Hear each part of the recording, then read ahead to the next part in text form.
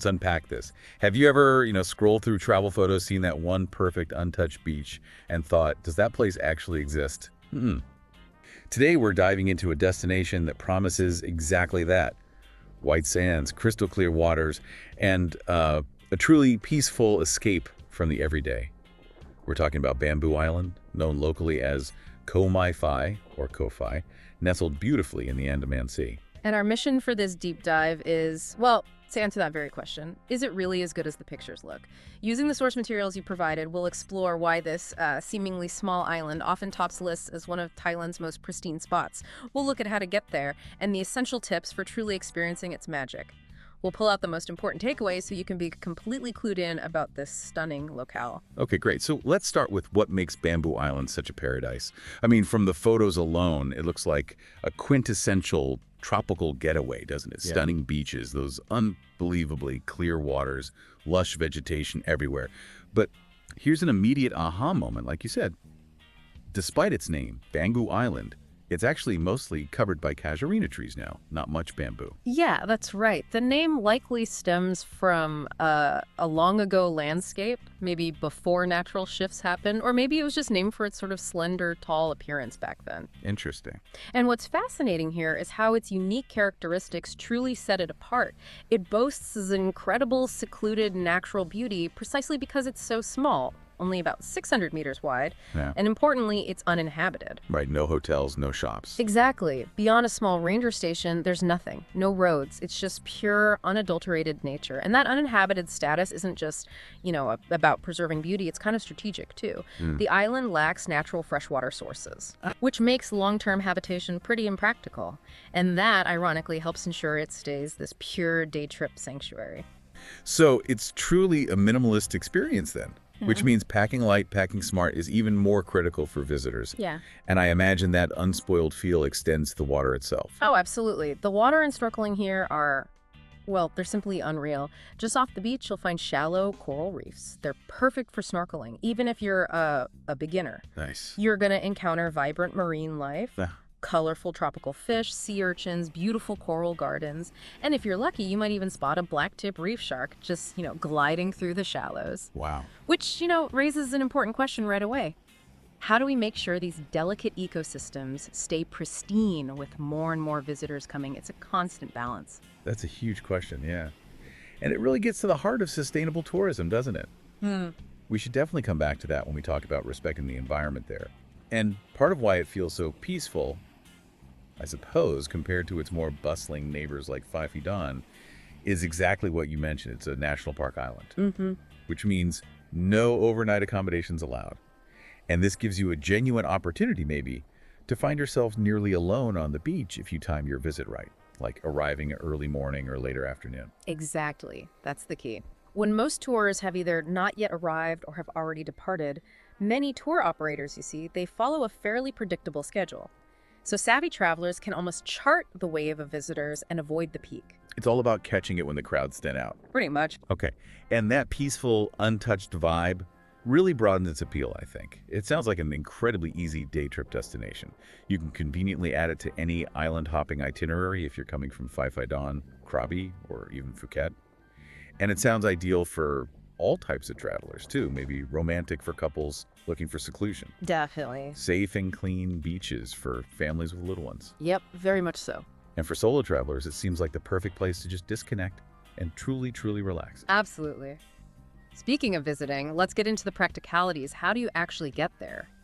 You have several options for experiencing Bamboo Island, really depending on your starting point. If you're on Phi Phi Islands, that's the closest launch point. It's just a quick 15 to 20 minute ride by longtail boat or speedboat. Okay. And a longtail boat, that's the traditional Thai wooden boat, right? With the long propeller shaft. That's the one, very distinctive. From Krabi, specifically a Nang or relay, you're looking at about 40 to 60 minutes by speedboat. And if you're coming all the way from Phuket, expect around maybe 1.5 to 2 hours by speedboat. Okay, that gives a good sense of the journey times. When it comes to booking, you've got choices then. And each comes with its own, pros and cons. Group tours are widely available from all the main tourist hubs, right? And these often combine Bamboo Island with other famous spots like Maya Bay and Phi Phi Lake. They do. Which is convenient, sure, but you're definitely on their schedule. Right. So if you want maximum flexibility and maybe those quieter times we talked about, a private boat is probably the way to go. That's often the best bet for flexibility, yeah.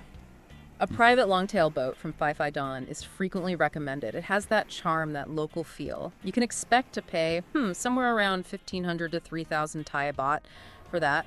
It depends on the season and, well, your negotiation skills. Okay, so maybe a bit of a splurge, but could be worth it for those untouched moments. It can be, particularly for that authentic experience. Besides those main options, some scheduled ferries and speedboats might also include Bamboo Island on their routes.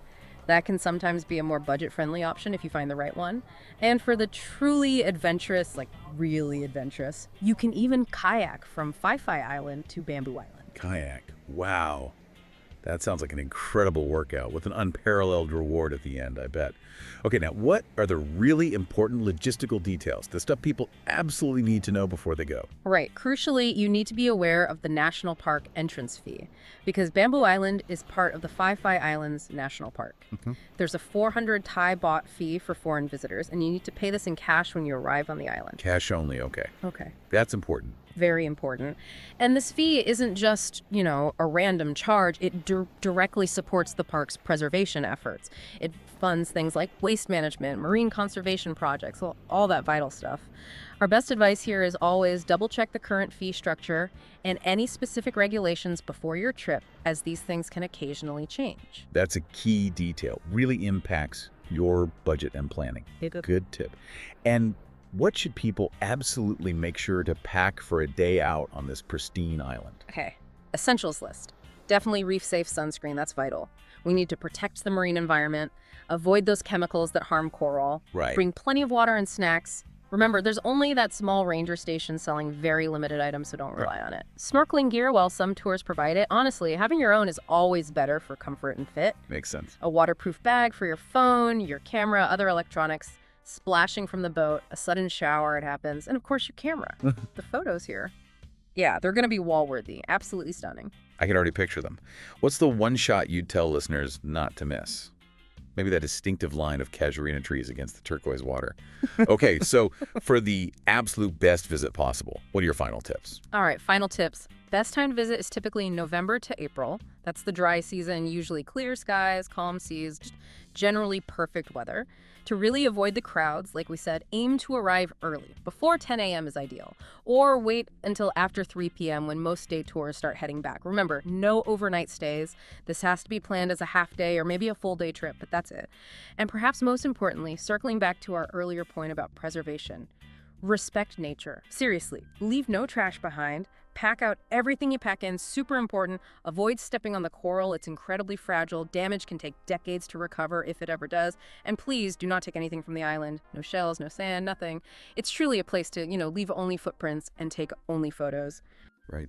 Leave no trace. So what does this all mean? Bamboo Island truly is that postcard perfect Thai island you might have dreamed of. Quiet, breathtakingly beautiful, and wonderfully simple. It sounds like a real testament to managed conservation efforts. It really is. And what's fascinating here, I think, is how destinations like Bamboo Island offer such an essential contrast to the more developed, bustling tourist spots nearby. They remind us that sometimes true luxury in travel can be found in that simplicity and unspoiled nature. And this really brings us back to that important question we touched on earlier. In a world where travel is always increasing, how do we balance our desire, our urge to experience pristine beauty with the huge responsibility we have to preserve it for future generations? Especially when places like this are part of a national park, a shared natural heritage for everyone. That's a really powerful thought. Something for you, the listener, to consider as you maybe plan your next adventure or even just reflect on the incredible, sometimes delicate power of unspoiled nature.